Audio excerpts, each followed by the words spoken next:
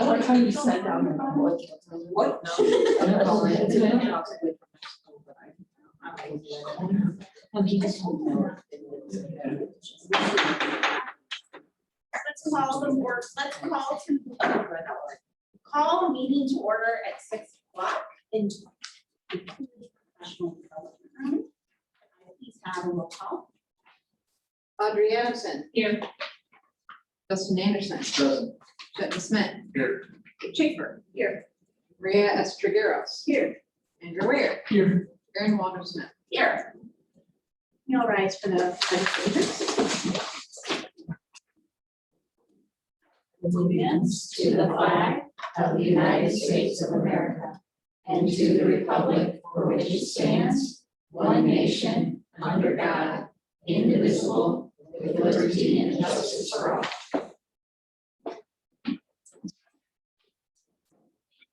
First item is approval of minutes. You can do them separately. Okay.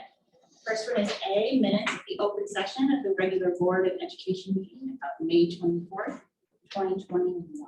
Is this a roll call? No. All in favor? Okay. All in favor? First, you need a motion. Oh, you need a motion, please? So moved. Thanks.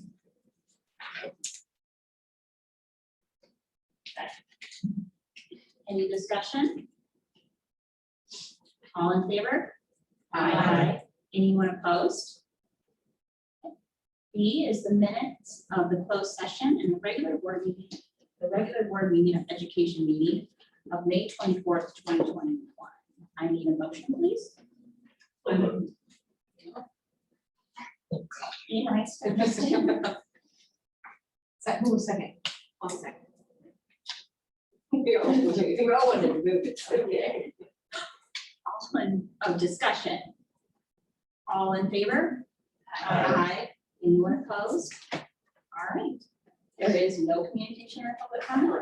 All right. Number 5, Mrs. Sandra, will you please come up and talk to us about the NHS credit recovery plan presentation? Come on down, next contestant. Did everybody get one of these? Okay, all right, just want to make sure. First of all, thanks for having us. We also brought Chris Moore with us because he is an integral part of this team as well. So basically, we just wanted to give you an update on where we are with credit recovery, as well as some of the conversations that have been involved between the union, the leadership, and the building union leadership and the administration to try to come up with a plan to recover an incredibly large amount of failures at high school level. So just to give you a little bit of background, in our typical, this is you, isn't it? I don't know why I'm thinking. Let's take over. As Ms. Sanders, so I have to give you some context here. In a typical year, out of approximately 13,000 grades that are earned per semester, we have about 5% failure, 95% passing rate, about 650 failures per semester. We usually have about 150 students enrolled typically in summer school to recover those credits. The rest are recovered during night school or by switching on student schedule. For example, postponing an elective so they can take a required class that they need for graduation. 2020 was a normal year for the first part of it. We had 643 failures, and then of course second semester COVID began impacting grades. We had students disengaged, and that's what we're of course working to recover now. With the Board of Education, the governor lowering grad requirements significantly, it helped immensely get seniors across the line for graduation, which left us with 329 failures for that spring. So in the summer of 2020, we had, of course, remote-only summer school. We had, for the first time, tried our gap to 60, which is portability. If you, for example, earned a 30% F in math, and then you worked up to 60% from there, as opposed to starting over. That helped a great deal. And of course, moving, as I've explained more before, moving to a credit recovery model, as opposed to a retaking a new class circumvent our need to have 60 seat hours for students, because we had moments of students having completed the course, but still having to sit for hours, after they finished the course. So that's been, of course, a major improvement. And that gave us the increase of credit recovery by 57% from the previous summer school year. 2021, of course, the year of incredible challenges regarding this. We tried a battery of efforts and solutions to try to recover this. And each solution, I would say, took a chip off of what we needed to do. We had teachers, for example, find different ways for students to show proficiency at the end of the course by retaking a final exam or doing some key assignments. We had teachers tirelessly work individually with students when the opportunity arose, whenever students showed up to do so. We had period 8, which was kind of after the normal school day, where students could get help with credit recovery and work with teachers and paraeducators. And then we also had our interim holiday credit recovery, where they came in and also had another chance to recover some credit. Again, each one gave us a little bit of progress towards the goal. Then in the spring, we had a rotational schedule with all teachers, period 9 is what it was called, so that students could again find another opportunity to make a credit for their deficient courses. And again, I can't say enough how many teachers went above and beyond for our students, and were incredibly flexible and understanding, and really came up with innovative solutions to help our students pass. So it's just the numbers that we talked about. We had our failures occurred by June 2020, and of course by January 2021, that increased significantly. And on the other side, the credits recovered, that has also increased significantly as we have found more and more ways to reduce the number of Fs that we're looking at. So that's where we're at the end of June here, right before summer school. As of this morning, I did a count, and we had, I'm proud to say that our summer school team of teachers and paraeducators and administrative assistants, 116 individual students successfully recovered credit in a total of 190 collectively, 190 semester-long courses, which is an amazing number. It really is. And so we've learned our lessons from COVID, so we offered a blended opportunity. Kids were in person, we've asked them to be in person. They could be remote with parent permission, and as long as they were making daily progress. And we had an aggressive contact team with our administrative assistants and paras, calling home and finding out what was going on. We've gotten really good at that, to be honest. And it shows in the numbers here, the number of credits we've recovered so far. Is that where I jumped in? Okay. So, we basically have a 40% increase in the number of failures from a normal typical school year to a COVID school year. And so we pretty much, I think, collectively exhausted every thought, opportunity, situation that we could think of to really impose on students to get in to the building, get in touch with teachers, make those connections and recover those credits. Like, I mean, truly, as Chris is saying, teachers, I think that's probably the most frustrating thing of their year was their tireless effort to get kids in to recover credits. Some of them like 5%, just come in, just do this one assignment, just this one. It was truly exhausting. So as we worked through the year, we tried some things that were more successful than other things. Anyway, next year, we know that we've got at least 2 years coming where we're gonna have to make some significant strides, not just in credit recovery, but obviously in the loss of skill that every student, probably across the nation, has experienced because of COVID.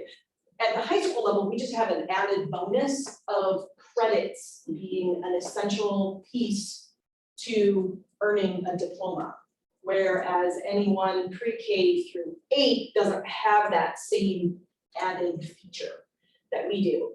So together with our administrative team and then our association representatives work together to come up with a plan, and that's the first page of what you have in front of you.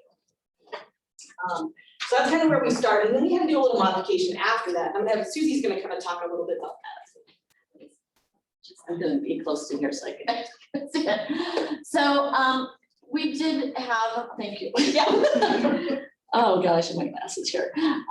We did really come together. It was, this is really a process.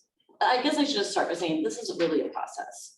Our kids had one of the most difficult year and a half of their lives academically and possibly personally. And so we really had to think and come together, like, how can we get them back on track? Because we want them to get a fresh start. We want them to be able to graduate on time.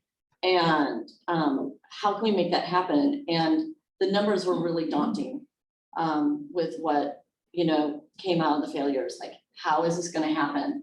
So some of the ideas were the students that are between that 50 and 59%, that gap to 60%.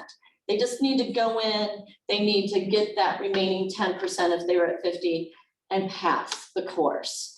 A big part of it is, which hopefully this will be easier this next year, the kids being in the building. You know, we had kids in the spring that weren't in the building, and we were calling and emailing and, you know, reminding and all these things, and they just wouldn't come to the building, but we'll have hopefully almost all our kids in the building next year. So that's really exciting. And so then we've got where, you know, students that are lower, that they are also, you know, we're doing some peer recovery. They might be doing the course through night schools we've mentioned. We definitely, you know, in upcoming years, we'll continue to have the summer school. And then we've got the condensed credit courses. And this is English is doing it, science and PE if needed, I think. And doing a course in kind of half the time. I think we're looking at that for spring semester. Fall, but in very, very small numbers. Okay. Because we really want, when the kids come to school in the fall, for it to be as normal as possible. This is a fresh start. This is what school looks like. But there are a small number of kids that are really far behind, that they need all of these options in order to graduate. And so the condensed one course, it's one of the options, and that's at the bottom. And that's really just for the seniors. Yeah, that's just seniors. Desperate. That's just seniors that are really struggling. And so for the learning loss as well, one of the ways that we wanted to address that was smaller class sizes. I mean, the Secretary of Education said the best thing we could do, smaller class sizes to help those kids. So we are capping the classes at 25 or less because it's not just, you know, it's not just our lower kids, it's not just that, it's all of our kids had learning loss. And we got to get them where they need to be. So the smaller classes allow the teachers to do more one-on-one, help those kids and get them caught up as much as we can. And adding sections, because we've got the temporary staff with the ESSER money, which that is awesome. And we've done a great job of hiring. It's just really phenomenal what the district has been doing. So that's really great. So we need 70 new sections. We've got overloads that teachers are willing to do. But we still are obviously having some struggles here because trying to get enough coverage for what we need, okay?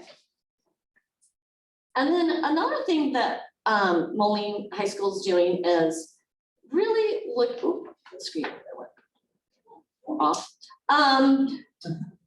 Looking at those students, yeah, we're here, look at one of these two. Let's just turn that one off. Looking at those students who were most affected academically by COVID-19, there are some kids that they really did lose a year and a half. There's no credits. So pulling those kids, the kids that are like, how are they going to graduate? Pulling them into school, talking with their counselors, administration, you know, people that will work kind of one-on-one with them, have them come in as parent, guardian, and outline like a plan on a page. These are the steps you need to do, whether it's summer school, night school, whatever type of courses we need to get you to graduate on time. And then check in with those students regularly, chart their progress. What do they maybe need to do if they didn't do night school? What maybe is another option so that we can still have those kids graduate on time?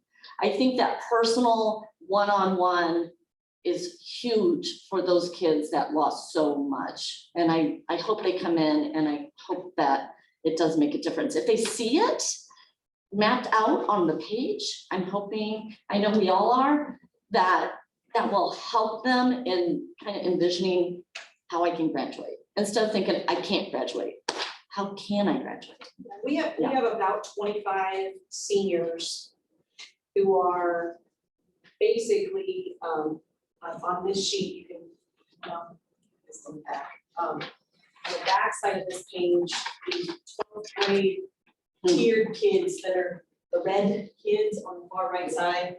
There's about 25 of them who literally need every summer school class they're enrolled in, 8 periods of classes during the school day, the a period of that condensed course, and then probably pulling through. But they might need some night school too. So we know that those 25 are gonna be kids who we're gonna request, Chris and I are gonna request to meet with the student and the parents to explain the dire situation of their credits.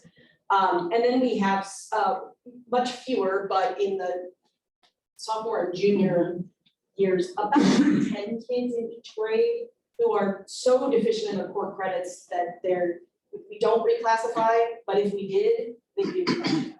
That makes sense. So it's not horrible, but you've got like 45 kids basically kind of swimming around that are really in bad credit situation.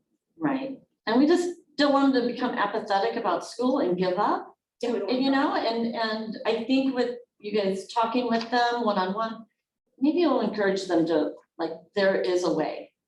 And I think making sure that the parents know that Yes. what our goal is Yes. to move them through that process and make sure that we give them the support that they need to be successful, with the understanding that they also have to contribute to that. Right. So,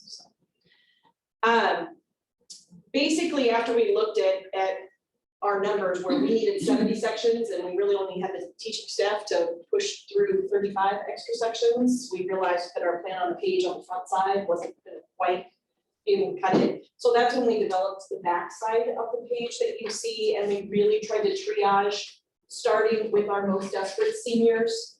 And we tried to provide layers of credit recovery, which you can kind of see there. So the kids with the most, credit deficiencies have the most opportunities, and then we're backing that down. So we have a couple of sections for early bird PE to accommodate those needs. We've got very small sections of those condensed courses, only one section of each condensed course. We're talking like 10 kids probably in those courses.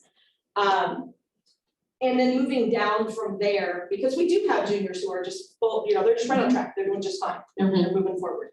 And so we basically looked at what can we do. Obviously, the group that needs the least intervention immediately in this coming up school year would be our freshmen as far as credits go. Not so much the learning loss part, but as far as credits go, they've got more time until they graduate, that's what they said. So we know we've got another, in another year, we can really tackle their needs. So we did do a huge strong push for summer school. As Chris mentioned, we basically doubled what our normal summer school capacity is, which is phenomenal because that also means that we had twice as many teachers willing to participate in summer school instruction. And trust me, after a year of COVID, that is not a very popular request to ask. So they did great. The other piece that we collectively believe will be important to the success of students is a proposal for a segue from our 2021 graduation requirements to our normal, rather than just jumping straight back to normal. So we've got a little bit of a rationale for that. So our incoming seniors still had basically a year and a half of lost instruction in a 4-year program of high school. So that's a big chunk of their instructional time that was lost. Also a big chunk of their ability to accrue credits lost. So our proposition is that rather than jumping from, we ended what, at 16 and jumping into the 21 and a half, which is a huge chunk, is meet in the middle there for just for this last graduating class. If the proposal that we're going to put together, if accepted, would eliminate 811 courses from that need for credit recovery, which would go a long way for meeting the demands of the students and the class size, but also accommodating the number of staff that we have. So, like we said, the class 2021 went down to the state minimum requirements. Our proposal for the class of 2022 is to drop just from our normal 21 and a half, just to be 2 credits shy of that at 19 and a half. The proposal would be to get those 2 credits, we would reduce the elective credits from a 2-year requirement to a 1-year requirement, just still in line with the state. And then to reduce the required passing credits for PE from 3.5 down to 2.5, keeping in mind that the state requires all students to continue to take the 3.5. They don't get away with not taking it. It would just mean that anyone that failed in this past school year from during COVID wouldn't have to double up on PE. Because as our credits stand now, if they failed PE, they have to go back and take 2 PEs for this kind of thing. And then that frees up for maybe another requirement. It does, that would required state. eliminate, exactly, Right. if you eliminate that second That frees up. PE, it gives a period in the day where they can recover a different academic course. Because the classes of 2023 and 2024 were also in that same situation with PE, again, they were freshmen and sophomores during the big COVID year, so if they failed PE, they will again have to double up on PE. So our proposition for those 2 classes is to return to the normal credit quantity, but to allow them that change in PE credit, still have to take the 3.5, but only have to pass the 2.5. And by the time we get to the class of 2025 and beyond, just 100% exactly where we should be. So that's kind of what we're proposing as a moderate, but I guess build up Yeah. to what the norm is for students. And I think we really discussed when we saw the numbers, right? It was, like I said, it was very daunting. And this has been a year and a half of difficulty, that it's a process to get back to normal. We'd like to get back to normal overnight, but it is definitely a process to get us back to normal and get our kids back to, where they need to be. And so it really was something that we all agreed on, that this is a way that helps all kids, and they could get that diploma, which is so important. And I think the idea of taking 2 PE periods and Right. saying this is gonna be, like, if we're gonna recover credit, this is what we have to recover, because besides English, PE is the second Yes. most high number for credits. So they would be sacrificing things like math in order to fit the extra PE in. So that's kind of where that came from, and I know that sounds horrible for PE in some situations, but remember, they're still enrolled in still PE. take it. It's just not, they're just not doubling, Right. if that makes sense. Right. And the fact that besides the class of 2022, their graduation requirements aren't going any lower, so earning that PE credit still does them the most good it can, because they don't have to get that credit somewhere else. But because I think this is a little bit confusing, maybe I just think it's confusing and you guys are good with it, but I just put it in a little chart. So class of 2021 is already done, and then you can kind of see how it goes along, but just any other question. 21 and a half is the normal historical credits to graduate with. Yes, it has been for quite some time. 3.5 PEs are part of 21.5. That is correct, If we're going back to 21.5 yes. and one less PE, what is that missing one credit requirement? Just- It would have to be in, Or whatever. yeah, you know, Okay. whatever, yes, yes. Now, most kids will still get that. They just don't have to In have the PE Right. as many of the total credits. Right, Correct, right. correct. That's a good question. And an added bonus for the PE department is one of the difficulties has been large class sizes. You know, like 50 kids, and this helps lower their class size because they don't have all those kids doubling up throughout the day. So it's kind of beneficial in a different way. It doesn't only benefit the kids, but it does benefit the PE department also. The other thing we did talk to PE about, because they have a big beautiful facility. They do. They have been working this summer and will continue to work this summer to revamp the approach that they're taking to their physical education curriculum. We'll be very happy to update you all on the outcome of those. But this is also an opportunity as they move into a different, just kind of typical operation for them. I mean, most of those PE teachers have done it this way for many, many years. And so as we all know, like making that big shift to a big philosophical shift in how you approach that education can be very challenging. And so by taking out that group of kids that's, you know, like 500 kids that need to double on PE.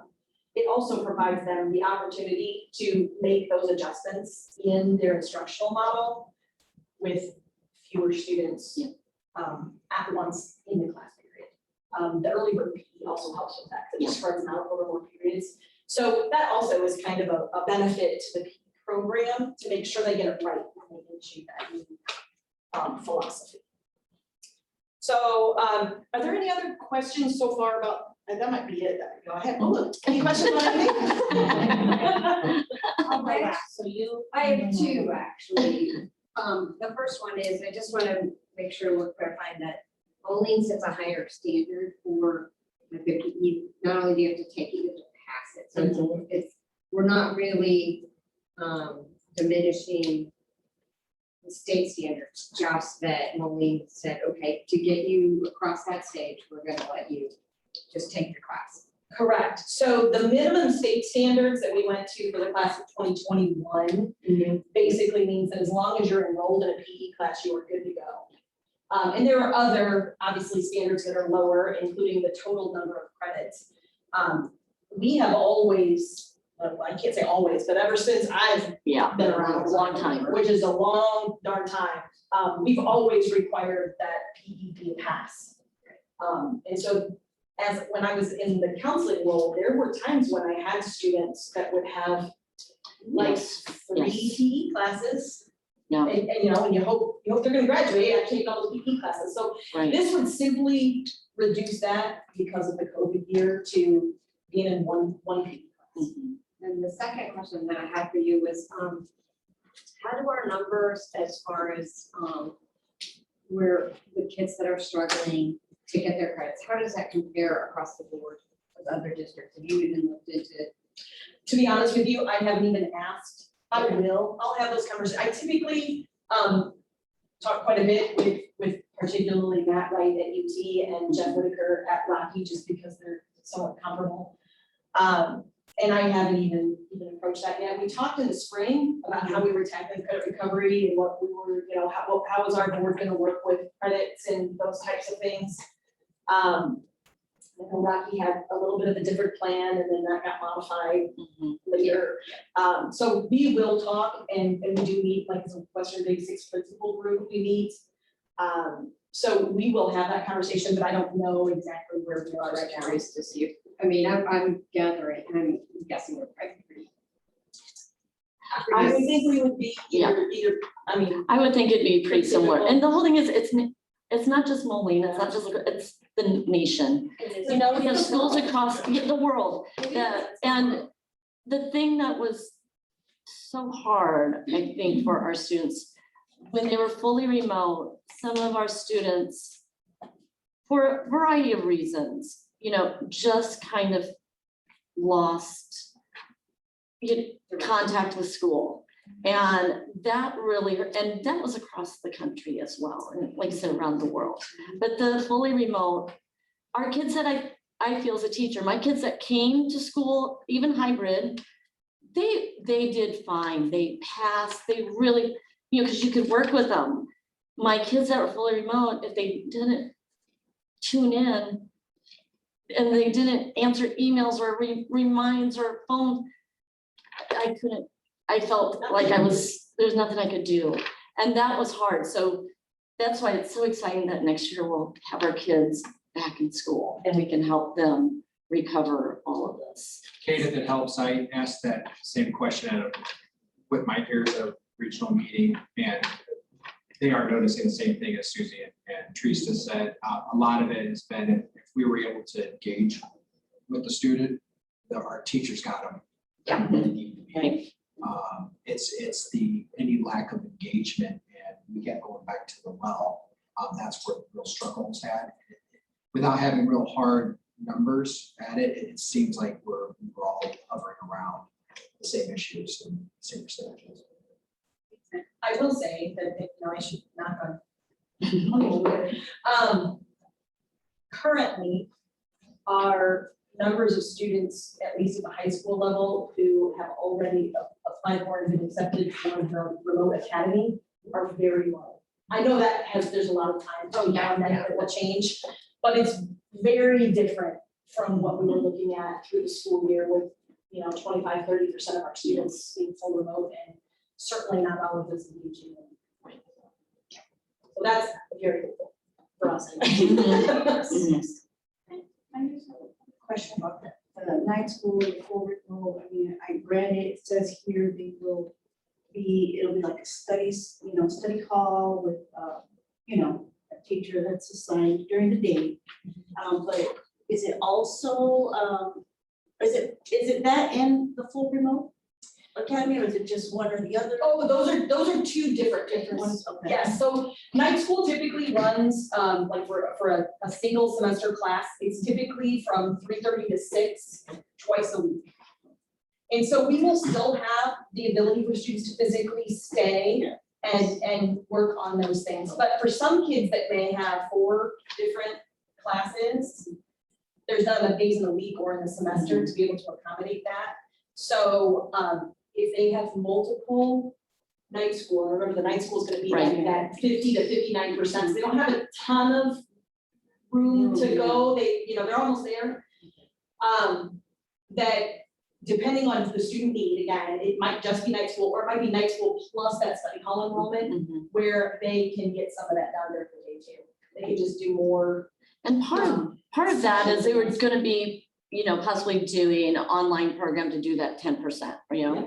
And so, one thing that I know some of us felt strongly about was when our kids come to school next year, we want them to be engaging with us, teachers, during the school day rather than a computer screen. So their study hall, it's just like doing their homework. Yeah. And getting some extra time to get those credits. It's like, I agree, because as a teacher myself in high school, I encountered that the students that were remote, they're just Yes. engaged, they don't know Yes. how to reach them. Right. So especially these that are at that high level of Mhm. failure, we want to be able to have that physical Right. contact, that, right there with them. Yes. If at all possible. Is it gonna be required for them to attend, requirement, the attendance is mandatory? For the remote academy, that's a great question. I think that there will be expectations for work completion, but the remote academy is gonna be rooted, their instruction will be rooted in edgenuity. So it will really be, the facilitator teacher, they will be looking at progress monitoring through that program and addressing, students making those contacts home for students that are not making progress. There's also a caveat in the district acceptance for remote academy applications that says if you're not doing anything, you're gonna bring you back to school. Right. I think that's really important to Yeah. make sure that's. I think so too. I Yeah, I agree. was glad to see that in there. Like I said, I haven't looked in probably a week and a half, but as of last week, I think there were maybe one or two that had already gone through the whole process. 85 district-wide, but only 3 students have returned the medical certificate. Yeah. So we think some families accidentally put class in Skyward and now registering Yeah. their families. And so they just went through and said yes. So we'll be swinging back around. But hopefully that number will get the one thing today. Yeah. I don't know, I just did it today. I'm like, maybe I should go back and look. and I mean, see I if just there's did that a- too. I did that quickly. We know that number will, right now. It's 3. Go ahead, Audrey. So well, first of all, I just want to say thank you for attention to detail in something that's a complex issue that requires your people's lives and where they're gonna move after this. So it requires a lot of care in a complex issue, so thank you. I think some of us answered Kate's question about the credits, but I guess looking at that historically then, when we have all those credits missing in typical years, do we find that a large chunk of them are PE as well? And then are we looking at whether or not our PE requirements then, if changing, that's a totally different topic, I know, but just putting it out there that how does our understanding of that based off of what we've experienced help us move forward in how we're spending our time, energy, resources, et cetera? Yeah, I mean, I think it would be worth looking at for sure. I think looking at that data Me too. from Me too. my counseling history, I would say that the PE failures are no more like, there's no more volume of PE failures really than there would be English failures where it would be doubled up English, or social studies where it would be doubled in social studies. Those are typically the 3 areas where if you've got a kid that's really like pushing whether or not they can graduate, it's typically one of those 3 areas. But I don't know if it's exactly thirds or if there's one greater than another, but I would say, yes, it's always good to look at data to see, are we serving the needs of our students the Right. best way we know how? The other question is, I know we've talked a little bit about the ones that were completely ghosted, disengaged, disconnected. Is that, I guess, in the percentage of our students, we talked about, those some that are at high risk. Are there still quite a few, those ones, I guess, are we engaging with them this summer though, to talk about that plan on a page to really start hopefully getting that language already out there to them that we have a path forward for you, if you would follow it, please? We have not yet, Okay. but that's because, we've got about 15,000 individual course schedules for Yeah. students. And so that now we get to go back and try to squeeze in additional sections to accommodate failures and all the shuffling. So we're mid-shuffle right now. And as soon as we get our brains wrapped around what that shuffle needs to look like on a kind of a bigger scale, then we will start making those appointments with families to engage those conversations. We know who the kids are. Yeah, you know who you're talking And we know what we think their plan is. Like today, Chris and I spent most of the day with our 22 like desperate seniors, pouring through their transcript and through their schedule and trying to. Part of it is knowing Coordinate what the stuff. requirements will be then next year as well. Correct, and so there's a big difference Yeah. in whether or not we can move, I've only looked really closely at those 25, but whether we can move those 25 through will depend on this outcome, as well as, it'll also impact other kids, it's not just 25 we're right. talking about, but that'll make a big difference. In fact, I would argue that those 25 probably it won't be mathematically possible for them to get through without the changes that we're implementing. One thing I'd like to add, if I may, is that Youth Service Bureau, for the first time in the summer, is at, 2 days a week at summer school, I will say. about. Oh, wow. So while we're not talking about the credit plan yet, we are reaching out to our kids, and we've had amazing responses from students who are asking to go see that counselor, because we know we have, a variety of hard situations and social emotional issues. So we are not, while we don't have the credit plan because we're waiting for details, we are reaching out to them, in many ways and trying to engage them. Thank you very much.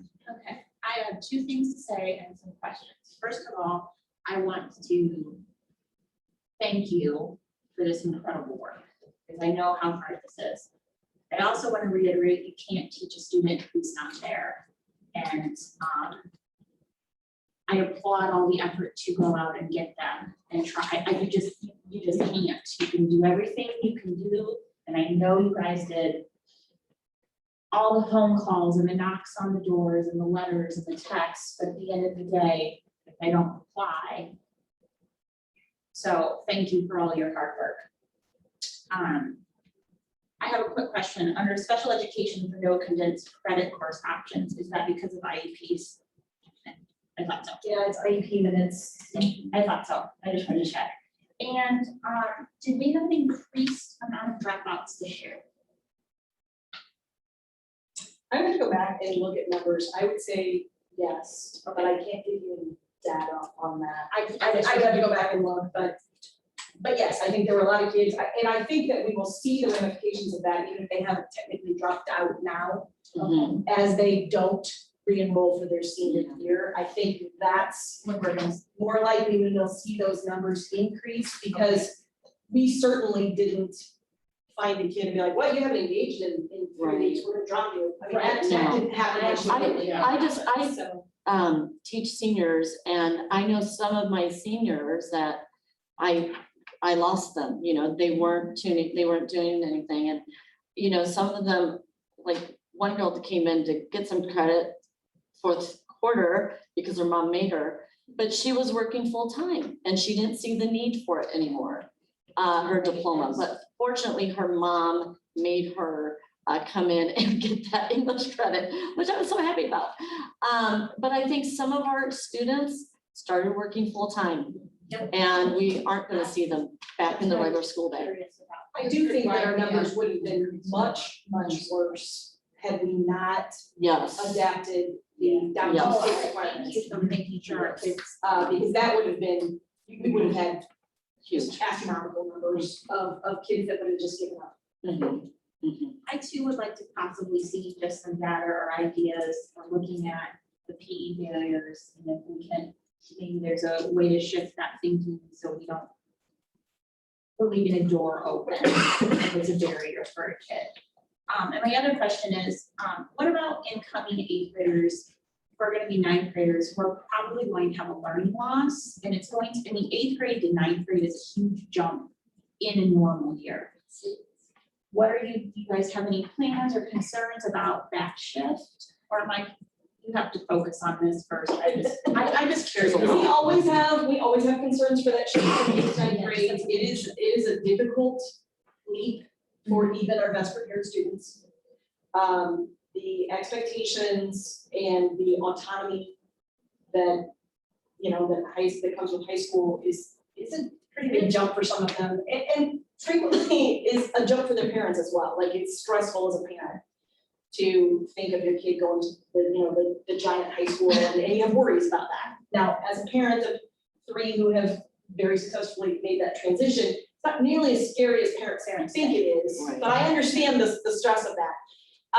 I do think that with learning, the learning loss is going to be addressed. We have professional learning teams for all of the core subject areas at each different level in the building. And so the freshman professional learning teams that would do like the Witten Lane one, the Algebra one, all of those, they are and have been looking, particularly over the past spring, looking at their curriculum and paring down what any of, I don't want to say that there's a lot of fluff in there to begin with, but anything that's not an essential skill, they're really paring that back on those non-essential pieces to be sure that they can focus, because they know kids coming in, it doesn't matter whether they haven't lost any credit or not. Those freshmen coming in have lost Yes. still that year and a half of instruction. Yes. So they're very acutely aware of that, and the professional learning teams are addressing that within their curriculum completely. Awesome. I don't know if that's gonna necessarily help the transition part from, small school to giant school, or for those kids that have been full remote in 8th grade. And now they're gonna be coming to a school they've really never seen before. We still have freshman orientation, freshman first day, and we're going to be starting with our social emotional curriculum.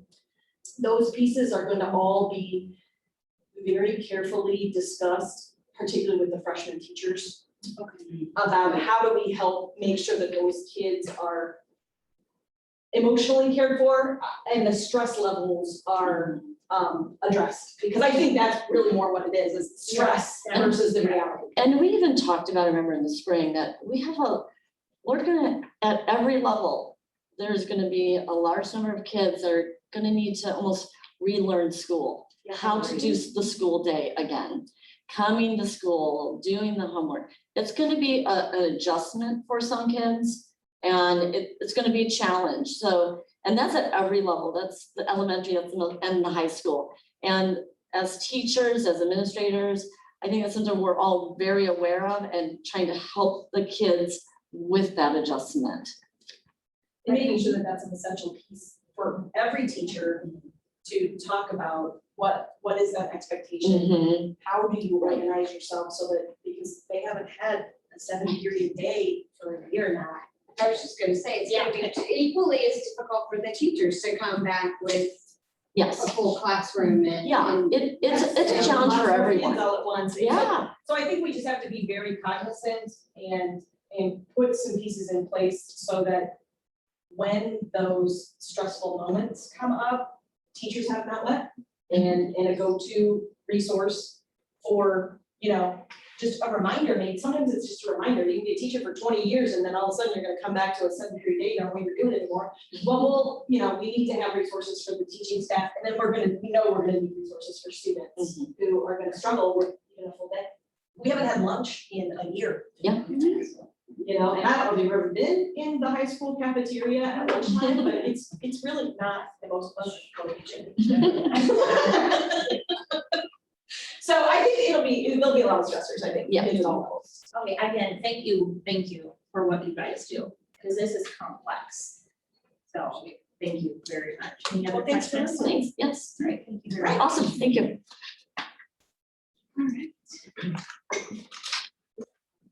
Now, moving on. I know. Really good about that. Public hearing of the proposed 2021 amended school district budget. We will call the hearing to order. We will now begin the hearing of the proposed 2021 amended school district budget. Is there anyone who wishes to speak in favor of the proposed 2021 amended school district budget? Hearing none. Is there anyone who wishes to speak in opposition to the proposed 2021 amended school district budget? Is there anyone who wishes to speak neither for nor against the proposed 2021 amended school district budget, but wishes to offer additional information? No public comment. We'll close the hearing of proposed 2020-21 amended school district. All right, so we are on the consent, right? Yeah. Consent. All right, and we have some amended motions tonight. So the first recommended motion is that the Board of Education approve the actions contained in consent agenda items A through CC and EE through TT as presented. Second. Discussion? Right, can I have a roll call, please? Dr. Smith. Aye. Kate Schaefer. Aye.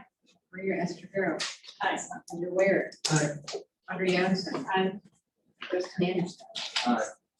Aaron Walden Smith. Aye. Number 2, the Board of Education approves the actions contained in consent agenda item DD as presented. I need a motion. Second. Roll call. Discussion. Hearing none, roll call, please. Kate Schaefer. Aye. Maria Esther. Aye. Andrew Ware. Aye. Audrey Anderson. Aye. Kristen Anderson. Aye. Dr. Smith. Okay. Aaron Walden Smith. Aye. Okay. Moving on to number 8, the resolution to adopt the amended budget for 2021 fiscal year.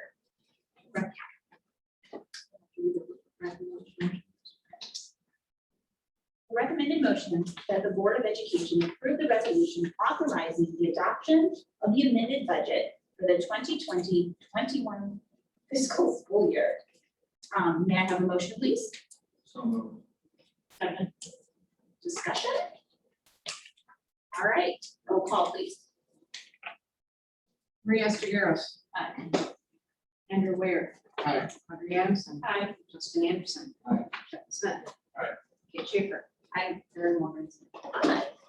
All right, number 9 is a resolution to abate the working cash fund, and Dave is going to talk to us. This is just, we talked a little bit about Aspire and how we were gonna do within funds. And this is to support that. It's $3 million and the budget still is 2.8. However, I think we might be a little high, so I rounded to 3 million to see where we're at. So that's it. And then also, you just passed the amended budget. Please sign your name on each one of these, because the state has to get one. The ROE, and then we have one for our file. So just sign under what you said. Yay.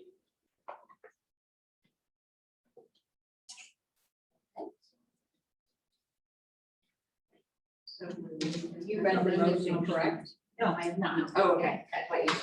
The recommended motion is that the Board of Education approve the resolution abating work cash fund and authorizing the county transfer of Moline-Coal Valley School District number 40, Rock Island County, Illinois, as attached to its attachment number 42. May I have a motion? Discussion.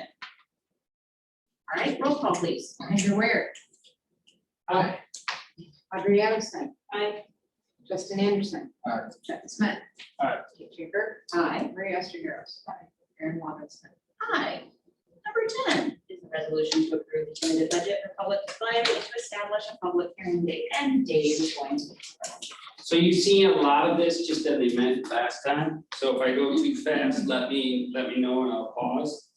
But this just tells you what we're gonna do tonight is go over some assumptions. The calendar, we set this, mainly you gotta put it on display 30 days. It wasn't 30 days between now and July 26th, so we actually posted it on Friday for public display. Then we'll submit it to the state board on the 15th or before the 15th of September. And then we'll just start the cleanup of last year's with the annual financial report. And then we'll most likely amend this budget. The budget cycle is, we normally set a tax levy in November each year for the next school year. Then we look at the multi-year to see where we're at, then we do staffing, and then we start building the budget, so that's just a typical cycle. This is our district enrollment, I like to give a history of it. As you will see with anything in this budget, I threw away last year because who knows what happened. Free and reduced, you'll see it's leveled off from one year to the next, but the reality is the federal government, the USDA came out and said all kids are free. So a lot of families didn't have to apply for a free or reduced, and really it's the reduced that they didn't apply for. The free normally came in because book rentals are associated to that and various other benefits. So the free is probably 5 to 6% annually for the last average of 20 years. So this, our free and reduced is probably high in the tune of 58, 59, 60. It'll come back next year. The revenues for property increased a little bit. If you remember our EAV, it was slightly up like a percent and 0.5 almost, which is good because we're now 4 years running where we haven't had a negative. I don't know how long that's gonna last, but let's enjoy it. The state evidence-based funding is increasing.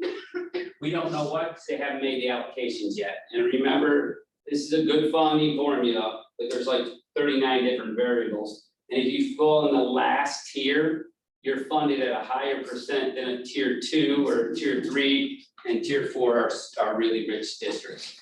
Right now, the cutoff is 65%. We're at 64%. And once we go from tier 1 to tier 2, new dollars gotta really decline, or not go away, but be less than the 1.217 that we've been getting. So, but it's good news, we just don't know how good it is. The really big thing in this year is the federal, the ESSER and the CARES money, and we've talked about that before, so it's really going into the reading recovery, learning loss, and as well as our air condition of our new elementary buildings.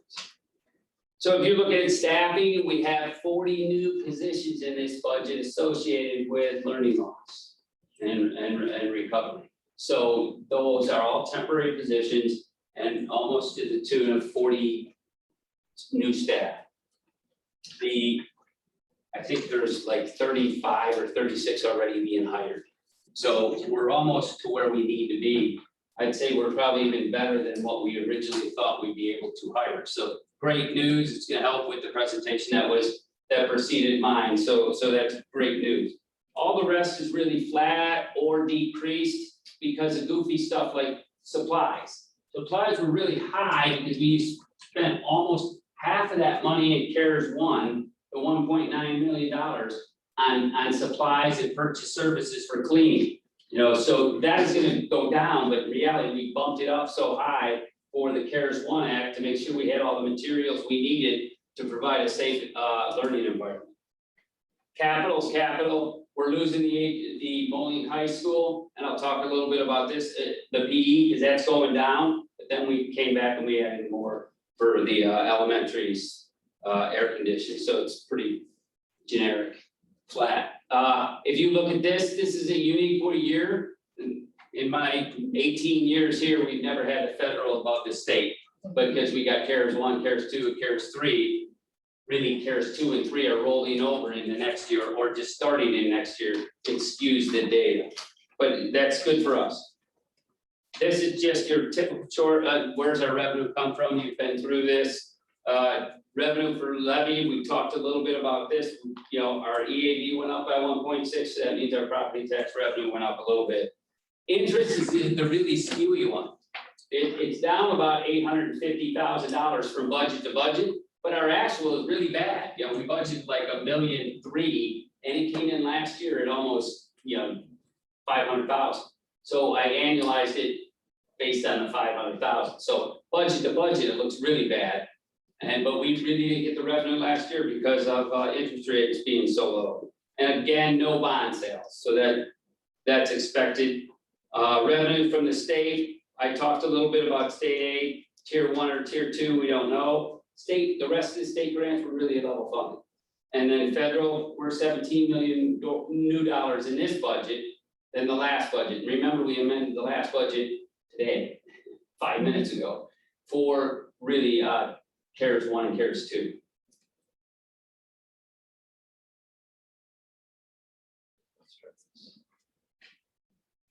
I hit a wrong button. Expenditure, really the staff is the only big news. These are just expenditure by object. Expenditure by fund. On behalf, this is what skews our data a little bit because it's really an expenditure and revenue thing for the state. This is capital, where are we at capital wise? We're doing Aspire next year. That's gonna be done at the end of next summer. HVA at the high school, hopefully will be done by the end of this summer. Building's all tore up. The HVA, the elementaries, remember we're doing 2 next summer, maybe 3 if we can get away with it. And then the LED upgrades are happening now as well as next summer. Then what are we doing for life, health, safety? Roosevelt and Washington are happening right now, but over the course of this summer. And that's Roosevelt's got 20 rooms fully gutted for new flooring. They had asbestos and had to be abated and they're redoing it. So that building's tore up as much as high school, if you see in high school. Washington just got doors and hardware. And then roofing for next year, we're planning to do a portion of Wilson over the music rooms and the odd, if you think about it that way. And then the high school, if you really think about it, the main section is over the cafeteria.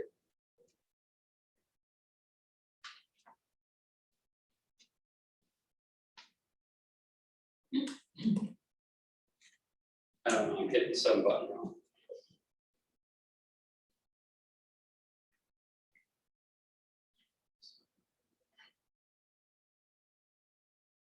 just in the slide, go through. This is just the numbers I'm gonna show you is where we're at as far as each fund and everything that we have going. Well, I told you, we're in good financial shape as the state kicked up and we have federal money and we have local property tax. So this is all the funds for expenditures, revenue, starting, ending balances, and where we're at. It'll be viewable on the web for the next 30 days, so we're in good shape. This is just typically, you know, a budget is different than what actually comes about. This is historically where we're at. Over there, over length of time, there's a trend line and we're pretty close. Some years are closer than others. But in reality, the summary is, we're gonna be okay in the ed fund. It's gonna show a negative. We haven't had agreement with the MEA yet, so when we amend it, it'll go a little bit worse, but we're still in good shape because we're above the 90-day floor that we want. We're at 130 a day, so that's good news. We'll amend it, you'll have a more accurate picture after we get to an agreement. And then the reality is, enjoy it, we're in good shape financially right now. What the future holds, we don't know, we're right now, with all the CARES money and the state coming through, we're in good shape. If you have any questions now, or wanna ask me in a month, or during the month, so be it, I'll answer them now or later. I have a quick question. Yep. Can you remind me what elementaries we're planning to air condition first? We suggested 3. Adams, Butterworth, and possibly Lowe. We're right now got 3 buildings tore up pretty good. Right. So we're gonna have a better guess. We know we were gonna commit on a Butterworth, Adams, and then maybe a 3rd. So we're gonna come back after studying this summer what we want. That's our goal. I have one. Yep. Can you find, the 40 new teachers, is that across the board for all Yeah. buildings? I mean, it's gonna be, The real quick synopsis is 14 are elementary, and then the remaining are middle schools and high school and almost equal, but then we have a psychologist teacher position in there, right? So Okay. it's really 13, 14, 13, 12, and then 1 district-wide, very close to that. If you need specifics. no, that's fine, I just. Yep. Anyone else? Okay, so the recommended motion is that the Board of Education approve placing the 2021-2022 school district budget on display for public inspection, as well as publish the notice of public hearing for July 26, 2021 at 6 p.m. as presented and as listed as it was in attachment number 43. I need a motion. So moved. Sorry. Okay, discussion. All right, roll call. Audrey Adamson. Aye. Justin Anderson. Chip Smith. Kate Schaefer. Aye. Lance Farrell. Aye. Andrew Ware. Aye. Aaron Wong. Aye. All right, up next is the approval of the temporary graduation requirement reduction. Recommended motion is that the Board of Education approve the adjustment of the total number of required graduation credits for the class of 2022 to be reduced by 2 from 21.5 to 19.5 by reducing the number of required electives by 1 and reducing the requirement of passing PE by 1. And for the classes of 2023 and 2024, while the total number of required credits would not be reduced, the requirements for passing PE would be reduced by 1, from taking and passing 3.5 to taking 3.5 and passing 2.5. This was all in attachment number 44. And I have a motion, please. So moved. Second. Discussion. All right, roll call. Justin Anderson. Aye. Chip Smith. Aye. Kate Schaefer. Aye. Maria Sturgill. Andrew Ware. Aye. Audrey Anderson. Aye. Aaron Wong. Aye. All right, the approval of a FOIA request of legal bills. The recommendation is the Board of Education waive the attorney-client privilege in the legal bills as presented, except as to matters prohibited by law from disclosure. I need a motion. So moved. Discussion. I will talk a little bit about this. This is, if you recall, back in March, April of last year, we got a FOIA from a Chicagoland attorney that wanted to see what we paid for Chicagoland attorneys as a district. And we provided that. And obviously, when you get one attorney asking for FOIA from another attorney, it gets a little, shall I say, territorial. So with that, we redacted, as our attorney Hodges redacted everything they thought legally correct. So, and we submitted it within the 7 days, and that attorney appealed to the office of the Attorney General and said, hey, we want to see all those redactions. So in lieu of doing all of the justification for an attorney, I worked with our attorney and said, why don't we give the Attorney General and let them preview what they want, because in the appeal process, they'll be able to pass it over. And then we just do what's minimally required by law, i.e. any student names, any employee names, and anything more specific to that. Versus maybe things that were redacted, such as a court case that and ask, we didn't redact that the second time. So with that, we think we were in the right the first time, but to reduce expenses, to get this out of our way, and to be more transparent, I need this motion to do all that. And I still think we protect the district's interest, we lower our cost, and we meet the needs of the appeal. Go ahead. So this is the lawyer that FOIA, this was the lawyer that represented the city of Moline, correct? I believe you're correct. I do not know that for a fact, but I believe that's correct. I just want to say that during agenda meeting, like, our students' privacy is being protected. That is practice. There's no worry on that account. I just wanted to make sure everybody hears. Employees, yes. All right. Recommend motion. I already did that. Sorry. We need roll call. Unless there's any further discussion. All right. Can I have a roll call, please? Trustee Scott. Aye. Kate Schaefer. Aye. Maria Stigers. Aye. Andrew Weir. Aye. Audrey Anderson. Aye. Justin Anderson. Aye. Karen Walden Smith. Aye. Reports, requests, and open session. Dr. Sadler is not with us tonight unless she called in. Oh, she is. Does she have anything she wants to say? Hi there. Can you hear me okay? I do not have anything at this time. Thank you. Thank you for joining us. We appreciate it. Okay, Absolutely. Thank you. anything else for finances? No, we're good. Okay. Any open discussion, any concerns? Go ahead. One comment, a little bit ago, we approved the whole consent agenda. that was presented, and I understand that's a couple of the items such as things we put out for bid, we don't have a lot of any option on lowest qualified bidder gets. I just want to point out, I think it's absolutely disgusting that one of the bidding winners today also funded the smear campaigns against this, against our district. Not very long ago, a couple months. And now we get to hire them. I think that's absolutely disgusting that we have no option, even in a situation like that.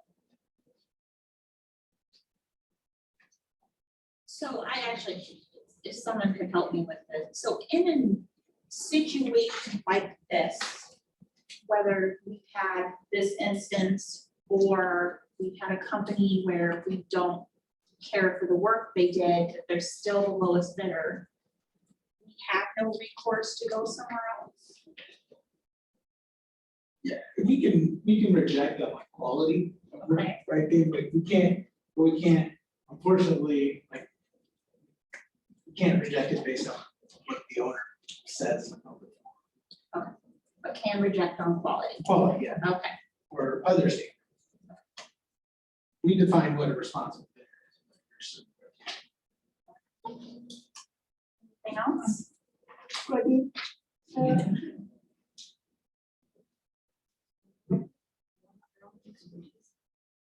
Okay, hearing nothing else, I'm going to call for an adjournment. So. So moved. I need a motion to adjourn. So moved. Second that situation? Thank you. Okay, all in favor? Aye. Is there anyone opposed? Okay. All right.